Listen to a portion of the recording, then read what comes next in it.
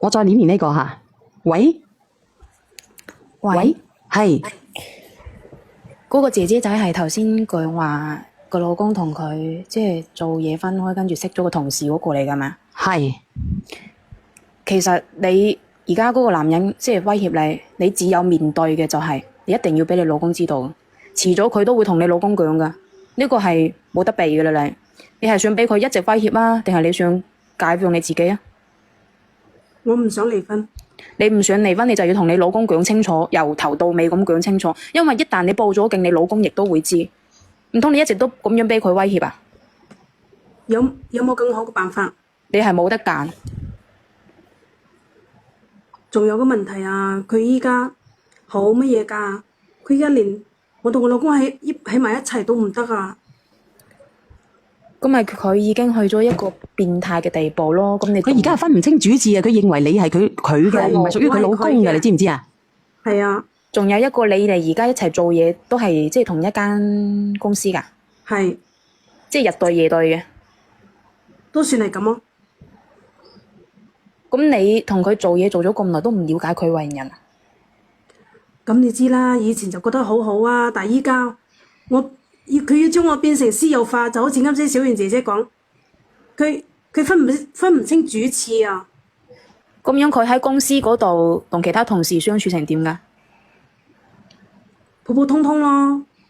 咁等於佢係兩面人喎。你點？咁你要麼就要捉住佢嘅痛腳玩威脅，要麼你就只可以係報警同老公講。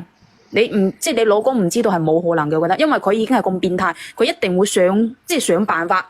會將你嗰啲視頻會俾你老公，咁你話一齊咩嘅時候都要打電話同你老公，咁你話你認為佢會唔會變態到會做下一步啊？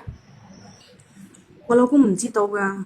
佢就係你老公唔知道，你而家嗰個同事已經咁變態啦，遲咗一日你唔使自己個嘴講啊，佢都會同你講啊，你明唔明啊？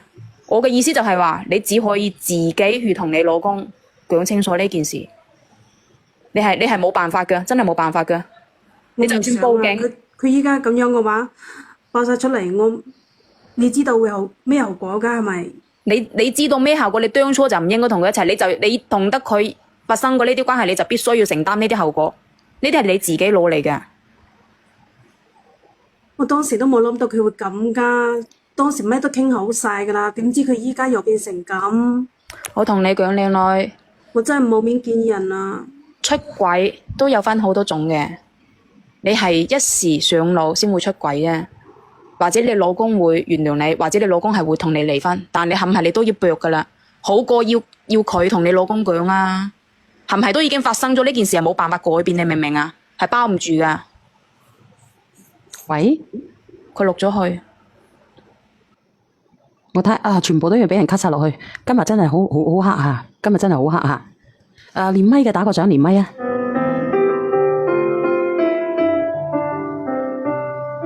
呢個朋友仔講乜嘢？我睇下連唔連得到佢吓。喂，你好。呢個朋友仔咧，人哋都已經講咗啦，你咧只能夠，如果你話你唔受佢威脅嘅，只能夠係報拇指叔叔。你講嘅我知道，但係咧。有冇更好嘅辦法？我唔想俾我老公知道。冇其他好嘅辦法嘅，姐姐你諗下。下邊匿名連咪嗰個係邊個嚟㗎？冇呢個辦法嘅，姐姐你自己去諗下先，你自己去諗你自己吓。咁佢而家做到咁變態嘅行為，都叫你走出嚟啦。我要打電話嘅，做呢啲嘢嘅時候都可以打電話嘅。咁佢個目的係乜嘢咧？佢咁樣要挾你嘅目的係為乜嘢咧？你好啊，黃玉。你好。係你有咩好見解啊，黃玉？你嗰度伏聲啊！如果你唔收風扇嘅咧，我要放你落去嘅喎。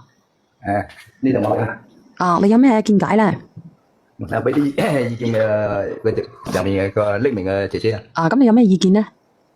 咁咧，我建議呢，依家目前嚟講咧，我估計嘅時咧，佢暫時可能未敢去同你老公講。你首先嘅時咧，帶翻佢先。你如果嘅時咧係咁招，你而家首先你就擺明車馬講嘅時咧，要同佢哋一刀兩斷。咁嘅時咧，你如果嘅時咧，佢一個係態度強硬嘅時咧，話係要講你老公知，將嗰啲聲嘅時咧全部俾你老公，咁我哋1、2、3就同你老公講就。